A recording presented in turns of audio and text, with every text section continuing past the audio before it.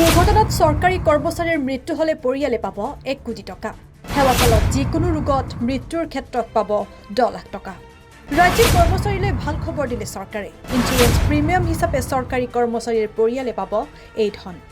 দুৰ্ঘটনাত আংশিক সক্ষমতা হলেও পাব 80 লাখ টকাৰ সাহায্য। তাই বিকলাংগতাৰ ক্ষেত্ৰত পাব 1 কোটি টকা। কেবিনেট বৈঠকৰ অন্তত এই কথা ঘোষণা মুখ্যমন্ত্ৰী হিমন্ত বিশ্ব শৰ্মাৰ। দুৰ্ঘটনাত পতিত হলে তেওঁলোক বিভিন্নজন বিভিন্ন সময়ত নিহত হয় আৰু পাৰ্মানেন্ট ডিজেবিলিটি হয় আৰু পাৰ্মানেন্ট ডিজেবিলিটিৰ লগত কেতিয়াবা পাৰ্চিয়েল ডিজেবিলিটিও হয়।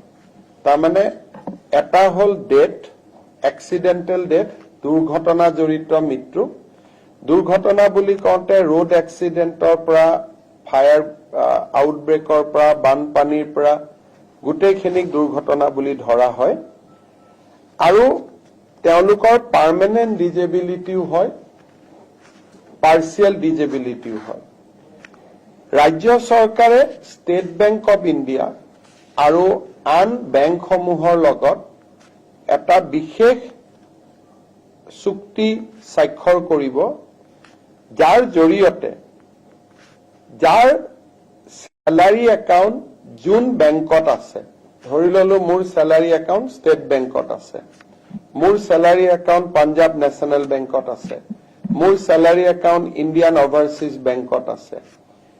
যি বেংকত চেলাৰী একাউণ্ট থাকে তেওঁলোকে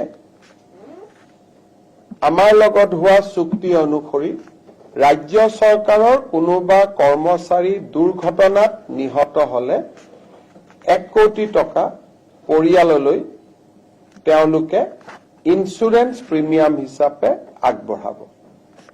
যদি পাৰ্মানেন্ট ডিজেবিলিটি হয়, টোটেল ডিজেবিলিটি, তেতিয়াহলেও 1 কোটি টকা তেওঁলোকক আগবঢ়াব আৰু যদি পাৰ্চিয়েল ডিজেবিলিটি হয় তেতিয়াহলে 80 লাখ টকা আগবঢ়াব।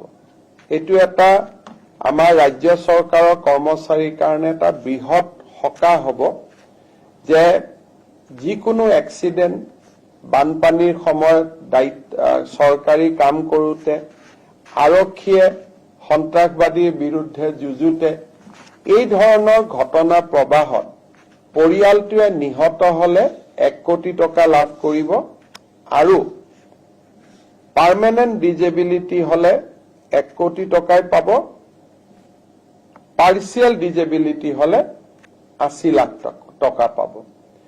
আৰু যদি বেমাৰত মৃত্যুবৰণ কৰে, চৰকাৰে দিয়া গোটেই সা সুবিধাবিলাকৰ উপৰিও এই এগ্ৰিমেণ্টৰ জৰিয়তে বেংকটোৰ পৰাও তেওঁলোকে 10 লাখ টকা অতিৰিক্তকৈ পাব। তাৰমানে life insurance coverage additional 10 lakh, accident insurance coverage 1 কোটি আৰু পাৰ্চিয়েল ডিজেবিলিটি হলে 80 লাখ টকা। এইটো আমাৰ ৰাজ্য চৰকাৰৰ কৰ্মচাৰীসকলৰ ভগৱানে নকৰক, কিন্তু যদি কেতিয়াবা তেওঁলোকৰ খুব এনেকুৱা ধৰণৰ পৰিৱেশ হয় তেতিয়াহলে ই এটা ডাঙৰ সিকিউৰিটি সিস্টেম হিচাপে পৰিয়ালটোৰ ওচৰত কাম কৰিব। এইখিনিৰ পৰিৱৰ্তেও চৰকাৰে যি সুবিধা আজিলৈকে আগবঢ়াই আছে এইখিনি চলি থাকিব। এইখিনি অতিৰিক্ত সুবিধা আমি দিছো, কিন্তু এজন চৰকাৰী কৰ্মচাৰী মৰিলে ফেমিলিটোৱে 60 বছৰ বয়সলৈকে পেঞ্চন পায়, GPF যিবিলাক পায়ে থাকিব। এইখিনি হল তেওঁলোকলৈকে আমি আগবঢ়োৱা এটা অতিৰিক্ত সুবিধা। News desk, Sarupathar plus.